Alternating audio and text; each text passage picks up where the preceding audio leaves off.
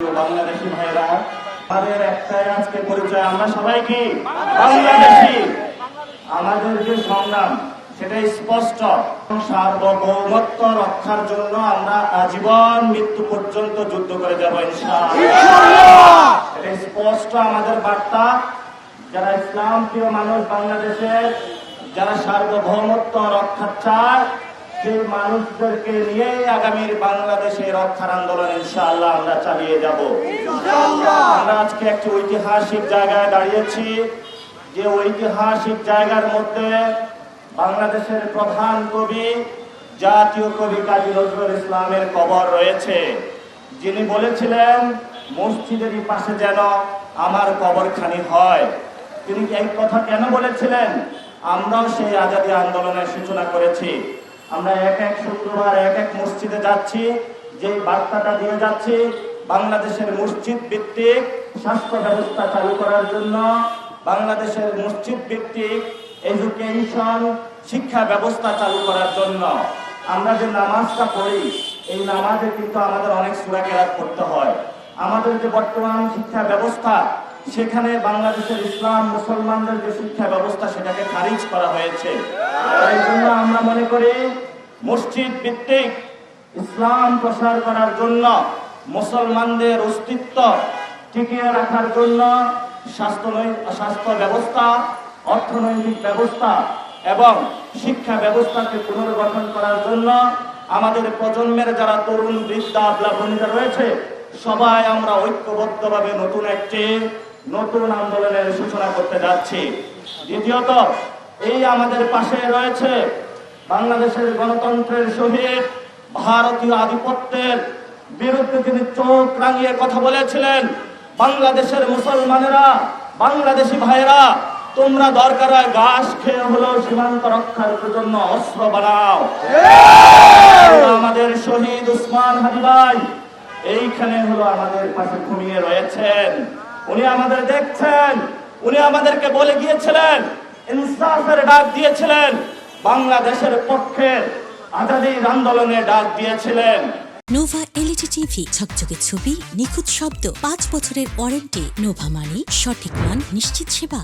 যারা আমরা উসমান হাদি ভাইকে ভালোবাসি, যারা বাংলাদেশকে ভালোবাসি, যারা কবি নজরুলের মন্ত্রে দীক্ষিত আছে, আমাদের সামনে একটি নতুন যুদ্ধ অবতীর্ণ হয়েছে। সেই যুদ্ধের মধ্যে চলে এসেছে গেরুয়া রক্ষী বাহিনী, যারা আমাদের সীমান্তে শুধু 2000 থেকে 2026 সাল পর্যন্ত 2025 জন মানুষ বাংলাদেশি নাগরিককে তারা হত্যা করেছে। প্রত্যেকবারই যখন বাংলাদেশ নাগরিককে তারা হত্যা করেছে, তারা বাংলাদেশে 2025 বার বাংলাদেশের সীমান্ত এবং বাংলাদেশের মানচিত্রের উপরে হলো যুদ্ধ ঘোষণা করেছে। আমাদের যিনি বর্তমান সরকার, ওনারা বলেছিল সবার আগে বাংলাদেশ, সবার আগে বাংলাদেশ। আপনি মুখে বলেন, আর সীমান্তে যখন মানুষ মরে তখন আপনার বক্তব্য এবং কাজ হলো সাংঘর্ষিক। বক্তব্য এবং কাজ যখন সাংঘর্ষিক হয়, তাদেরকে বলা হয় মুনাফিক। অর্থাৎ আপনি বললেন যে আপনি বাংলাদেশের সংস্কার বাস্তবায়ন করবেন, হ্যাঁ ভোটে ভোট দেওয়ার জন্য। জনগণ হ্যাঁ ভোটে ভোট দিয়েছে এবং বাংলাদেশে কোনো সংস্কার আপনি বাস্তবায়ন করছেন না। আমরা যখন এগুলা দেখি, তখন আমরা তাদেরকে বলি ভুয়া জাতীয়তাবাদী, জাতীয়তাবাদী, জাতীয়তাবাদী। যদি জাতীয়তাবাদী হতে হয়, তাহলে প্রথমে আপনাদেরকে বাংলাদেশের মানুষের পক্ষে দাঁড়িয়ে সীমান্তের মানুষদেরকে আপনাদেরকে রক্ষা করতে হবে। গতকালকে লালমনিরহাট হাতীবান্ধাতে খাদিমুল ইসলাম নামে এক ভাইকে ঝাঁঝরা বুলেটের আঘাতে তাকে শহীদ করা হয়েছে। সেখানে বিএসএফ বক্তব্য দিয়েছে, তাদের তাল মিলিয়ে বাংলাদেশের যে বাহিনী রয়েছে সীমান্তবর্তী, তারাও বলেছে সে নাকি গরু চোরাচালান করতে গিয়েছে। বাংলাদেশের কোন মানুষ গরু চোরাচালান করতে পারে না। গরু চোরাচালান করে ইন্ডিয়ান বাহিনী, গরু চোরাচালান করে সেই গেরুয়া বাহিনী। ইসলাম ভাই গতকালকে উনি সীমান্তবর্তী ওনার সংসারের উনি ধান উৎপাদন করে, ওনার ঘরে চাল আছে, সন্তান তাকে জিজ্ঞাসা করেছে, বাবা আমি চালটা কি দিয়ে খাবো? উনি একজন বাবা হয়ে পকেটে টাকা নাই, মাস্ক পরার জন্য সীমান্তে গিয়েছিল। তাকে হলো বুলেটের আগে হত্যা করা হয়েছে, অথচ বাংলাদেশ তাকে বয়ান উৎপাদন করছে যে তাকে নাকি গরু চোরাচালান করার জন্য হত্যা করা হয়েছে। 2 দিন আগে আমি কসবা সীমান্তে গিয়েছিলাম, সেখানে হলো স্কুল কলেজ পড়ুয়া একটা ছাত্র, এবং সে 5 ওয়াক্ত নামাজ পড়তো। তার সীমান্ত চোরাচালান এবং চোরা কারবারির সাথে ন্যূনতম কোনো সম্পর্ক ছিল না। তাকে হত্যা করা হয়েছে, এলাকাবাসীর কাছে প্রচার করা হয়েছে সেই নাকি চোরা কারবারি। এভাবেই আমাদেরকে হত্যা করার, তারা চোরা কারবারি উপাধি দিয়ে একটি হত্যার বৈধতা তারা উৎপাদন করছে। দেখেছেন আলেমদেরকে জঙ্গি তকমা দিয়ে গত 15 বছরে তারা বয়ান উৎপাদন করেছিল, সন্ত্রাস চালিয়েছিল। আলেমদের একটাই দোষ, বাংলাদেশে আলেমরা হলো ইসলামকে ভালোবাসে, মসজিদে নামাজ পড়তে যায়, তারা ভারতের সাথে কখনো আপোষ করবে না, এটাই তাদের অপরাধ। এটাই যদি তাদের অপরাধ হয়ে থাকে, সার্বভৌমত্ব ইসলাম যদি তাদের অপরাধ হয়ে থাকে, এই অপরাধের কারণে আমরা ফাঁসিতে ঝুলতে প্রস্তুত আছি, কিন্তু আমরা এটার সাথে আপোষ করবো না, করবো না ইনশাআল্লাহ। আপনারা জানেন বর্তমান যে সরকারে রয়েছে, সীমান্তে যদি কেউ যায়, সেখানে যেই বাহিনী হোক না কেন তাকে গ্রেফতার করতে পারবে যদি সে কোনো অপরাধী হয়ে থাকে, কিন্তু তাকে গুলি করতে পারবে না। এটা একটা আন্তর্জাতিক আইন। স্বরাষ্ট্রমন্ত্রী বক্তব্য দিয়েছেন, ওই পারে যদি তারা কাঁটাতার নির্মাণ করে তাহলে ভারতের এটা আভ্যন্তরীণ বিষয় না। আমরা বলি সীমান্ত মানেই তো আন্তর্জাতিক। আপনি সংবিধান বুঝেন, সীমান্ত বুঝেন না, বুঝেন না। আমরা মনে করি এগুলা হলো ভুয়া সংবিধান বিশেষজ্ঞ। এখন আপনারা আমাদেরকে বলে যে আমরা কি সরকার বিরোধী, আর আপনার নামের দলে তো হলো জাতীয়তাবাদী। তাহলে তো এটা যেই জন্য আজকে আমরা আন্দোলনে দাঁড়িয়েছি, সেই আন্দোলনটা তো প্রথমেই আপনার করার কথা ছিল। রহমানে আন্দোলন করেছিল, বেগম খালেদা জিয়া আন্দোলন করেছিল, উনি বলেছিল সার্বভৌমত্বের সাথে কোনো আপোষ করবে না। গোলামের জিঞ্জির, ওদের হাতে দিল্লির জিঞ্জির, উনি বলেছিল আমাদের হাতে স্বাধীনতার পতাকা। তাহলে আজকে সেই স্বাধীনতার পতাকা কোথায় বুলন্ডিত হচ্ছে? আমরা ইনশাআল্লাহ আমাদের আজাদীর লড়াই, বাংলাদেশের সার্বভৌমত্বের লড়াই জারি রাখবো।